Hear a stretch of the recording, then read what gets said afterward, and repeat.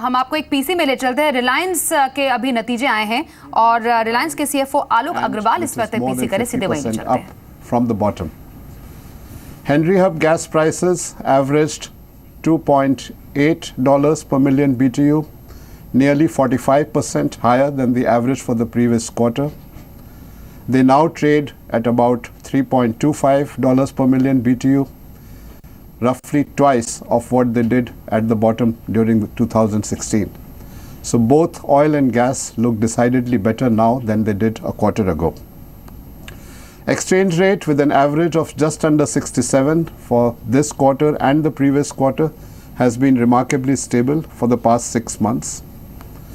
When we look at oil demand, we think that 2016 will be between 1.3 to 1.4 million barrels per day, after a very strong 2015 at 1.8 million barrels, and forecasts for 2017 continue to be encouraging at between 1.2 to 1.3 million barrels demand growth.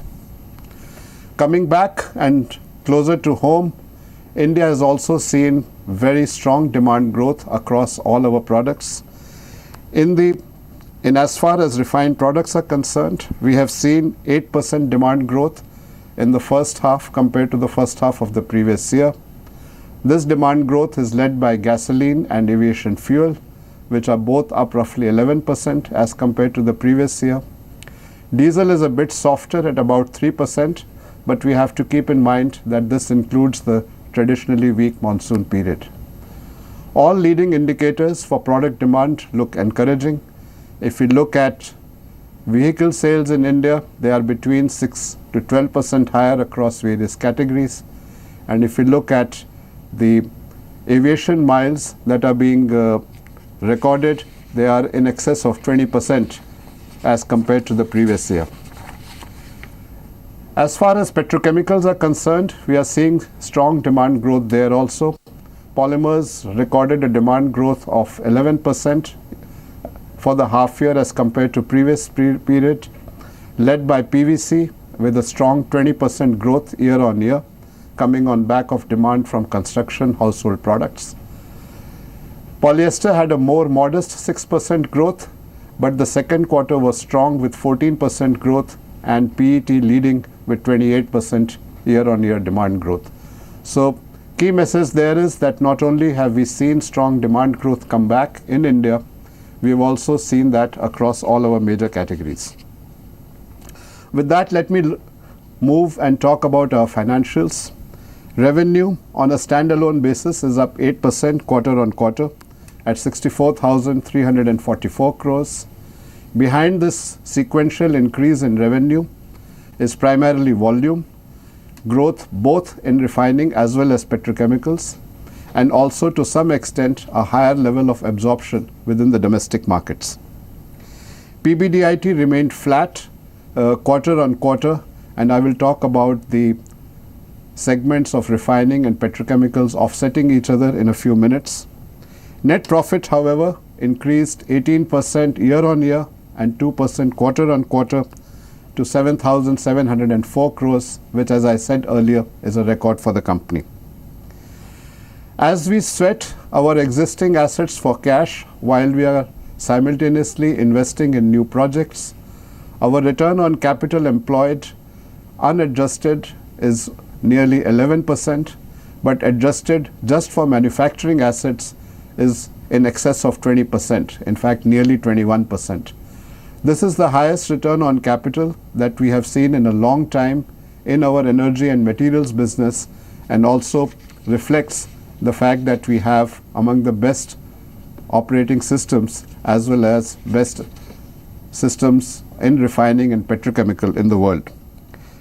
It also demonstrates, as far as this quarter is concerned, the resilience in our earnings model, where a softer refining environment has been offset by a better petrochemical segment performance.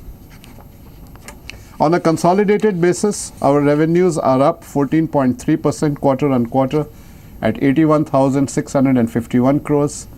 As you will appreciate, the difference in revenues between standalone and consolidated are primarily due to earnings from our retail business.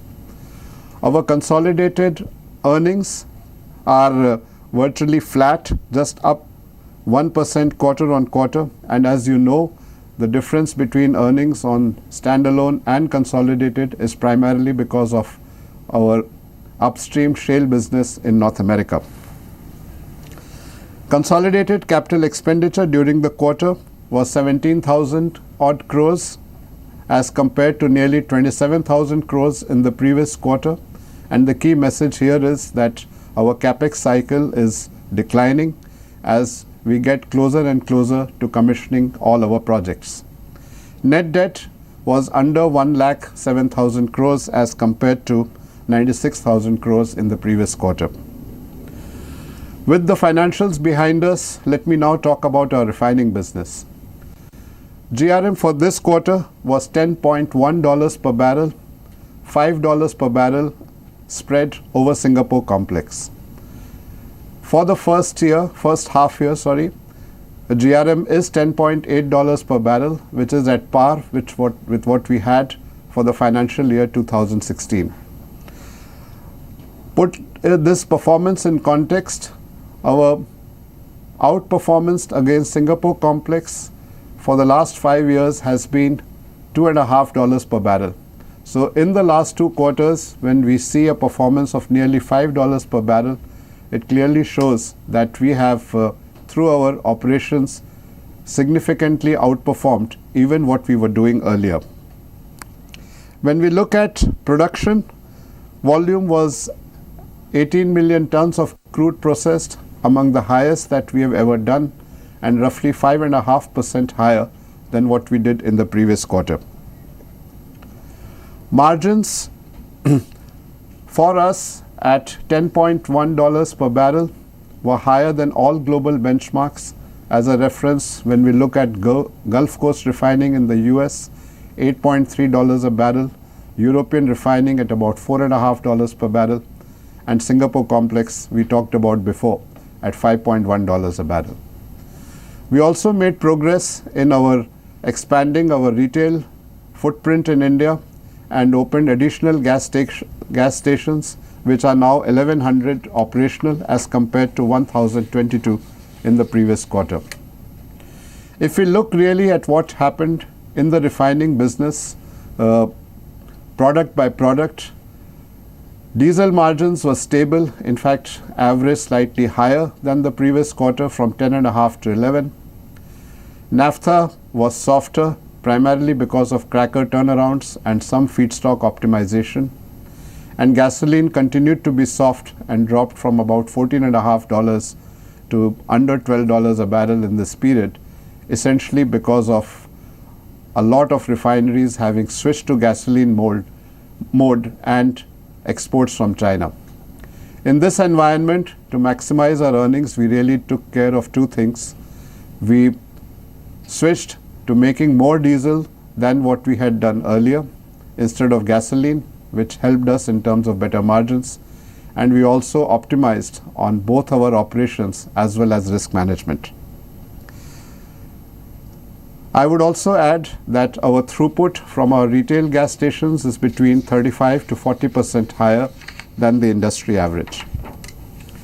In our petrochemicals business, this has really been an outstanding quarter.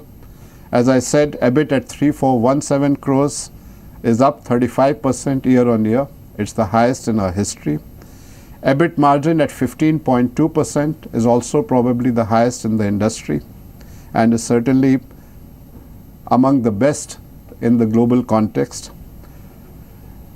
In the various sectors, we had the integrated cracking and derivative margins continued to be strong and improve. Integrated polyester margins were stable, and as far as our production is concerned, we were 8% higher in production and 10% higher in domestic sales. So higher volume along with better domestic absorption also contributed to margins. Production growth was the most in PTA and PET, where we have brought new capacities online. In our cracking business, polyethylene deltas were stable. Polypropylene deltas were slightly softer as propylene prices were higher than what we had seen in the previous quarter. But PVC margins were outstanding and again at an almost cyclical high. In the polyester chain, we saw strong demand growth for PET. We saw stability in polyester margins as demand continued to follow the gap between cotton and polyester prices. तो RL के नतीजों के बाद CFO आलोक अग्रवाल दूसरी तिमाही के नतीजे बेहद शानदार रहे हैं और ख़ास तौर पर रिटेल बिजनेस में 63% की ग्रोथ दर्ज हुई है और ख़ास तौर पर पेट्रोकेमिकल सेक्टर में शानदार आय मिली है और कंज्यूमर बिजनेस को भी अच्छा रिस्पांस मिला है, ऐसा उन्होंने कहा।